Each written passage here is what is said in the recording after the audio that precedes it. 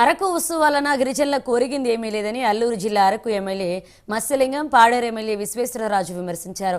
తక్షణమే ప్రజాధనాన్ని వ్యర్థం చేయడం ఆపాలంటూ డిమాండ్ చేశారు. బాధ్యత గల పదవిలో ఉన్న అయ్యన్న పాత్రుడు గిరిజన చట్టాలపై వ్యతిరేకంగా మాట్లాడడం న్యాయం కాదు అని తక్షణమే ఆయన గిరిజన సమాజానికి క్షమాపణ చెప్పాలని డిమాండ్ చేశారు. స్థానిక జైపూర్ జంక్షన్ సమీపంలో రోడ్డుపై బైఠాయించి ఎమ్మెల్యేలు నిరసన వ్యక్తం చేశారు. ఏజెన్సీ ప్రాంతాల మీద ఎంత అవగాహన ఉందో తెలియదు, కానీ భూబదలాయింపు చట్టం అనేటటువంటి దాని మీద మరి సడలించాలి అనేటటువంటి ఒక ఆలోచన ఒక మీటింగ్లో ఆయన ప్రస్తావించడం అనేటటువంటి జరిగింది.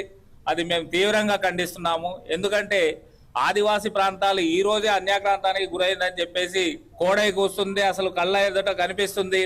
ఈరోజు ఇక్కడ ఉండేటటువంటి పేద ప్రజల్ని అరగదొక్కేసి ఎక్కడి నుంచో వచ్చినటువంటి పెట్టుబడిదారులు ఈరోజు ఏజెన్సీ ప్రాంతం అంతా కూడా వాళ్ళ కబందాస్తాలోకి తీసుకున్నటువంటి దాఖలాలు ఉన్నాయి.